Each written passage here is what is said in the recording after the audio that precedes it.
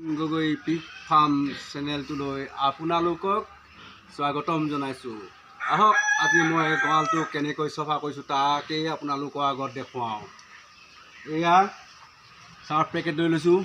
Surf packet যদি লৈছোঁ নহয়, তথাপি এইটো মই আকৌ একদম চাৰ্ফ এক্সেল লৈ লৈছোঁ দেই। চাৰ্ফ এক্সেল লৈ লৈছোঁ গাহৰি গঁৰাল ধুবৰ কাৰণে।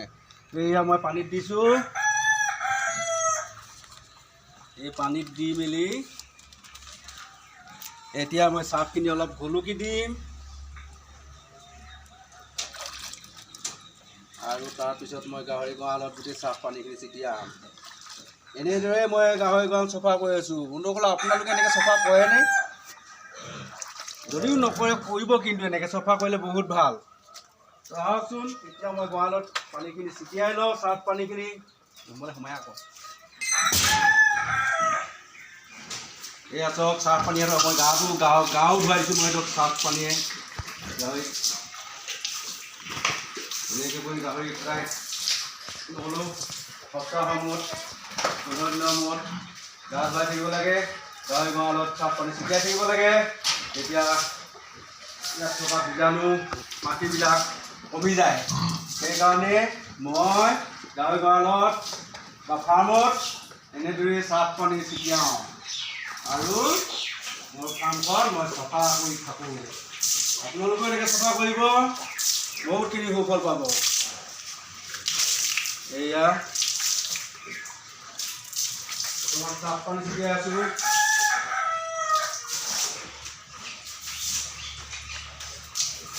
চাৰ্ফ পানী ছিটিয়ালে মহ মাখি বহুত কমি যায়। আপোনালোকে চাব ট্ৰাই কৰি।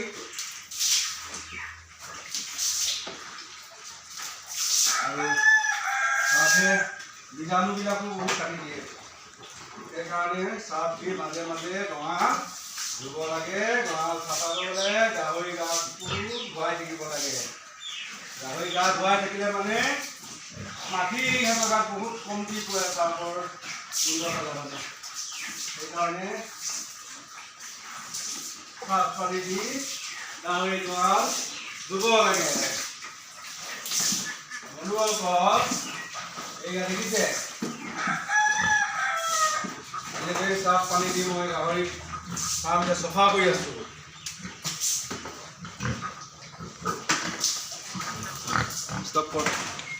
মই এতিয়া ধৰক এনেদৰে পানী মাৰি গা ধুৱাই দিছোঁ। মানে ক'বলৈ গ'লে চাৰ্ফেদি গা ধুৱাই দিছোঁ আৰু চাৰ্ফ মাৰি কিনে। তো সিহঁতৰ গাত মলিটো যাবই, গাত থকা লেতেৰাবিলাকো চফা হৈ যাব আৰু মাখিটো বহুত কমটি হয়। সেইকাৰণে মই গাহৰি গঁৰাল চফা কৰোঁতে লগতে চাৰ্ফ দি যেতিয়া যিদিনাখন চফা কৰোঁ, গাহৰি গাটো মই চাৰ্ফৰ পানী ছিটিয়াই গাহৰিকো গা ধুৱাই দিওঁ। চাৰ্ফ পানী মাৰি দিলে মাখিখিনি বহুত কমটি হৈ যায়। আৰু ইয়াৰ পিছতে যেতিয়া চাৰ্ফ পানী মাৰোঁ, চাৰ্ফ মৰাৰ পিছত পটাছ পানী ছিটিয়াব লাগে। পটাছ পানী ছিটিয়ালেও ভাল। পটাছ পানী ছিটিয়ালে আপোনালোকে জানেই, আৰু বেলেগৰ ভিডিঅ' আপোনালোকে পাইছে চাগে। পটাছ পানী ছিটিয়াই থাকিলে গাহৰি যিটো দুৰ্গন্ধ আহে, গোন্ধটো নাইকিয়া হয়। সেইকাৰণে পটাছ পানীটো ছিটিয়াই থাকিব লাগে।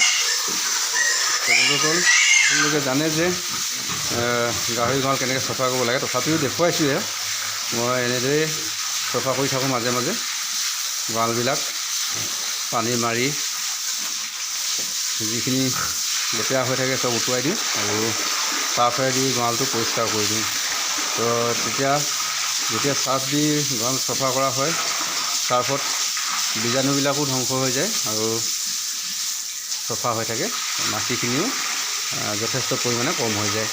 সেইকাৰণে গঁৰালত পৰাপক্ষত গঁৰালটো পৰিষ্কাৰ কৰি ৰাখিব আপোনালোকে। গঁৰাল পৰিষ্কাৰ পৰিচ্ছন্নতাই সদায় জানিব যে আপোনালোকৰ বেমাৰৰ পৰা হাত সাৰি থাকিব। সেইকাৰণে সদায় গাহৰি ফাৰ্ম যিমান পাৰে সিমান পৰিষ্কাৰ কৰি ৰাখিব।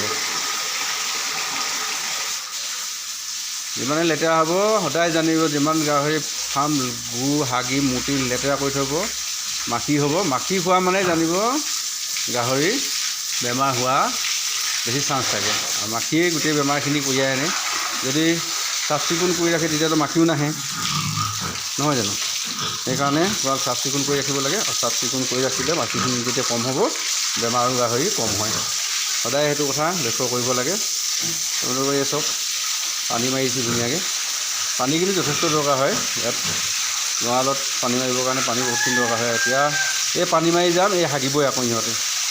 গাহৰি এটা নিয়ম আছে, আপুনি তেখেতৰ হাগি থৈছে তো হাগি থোৱাখিনি চফা কৰাৰ লগে লগে চাব অলপ পিছত আকৌ হাগিবহি আহি।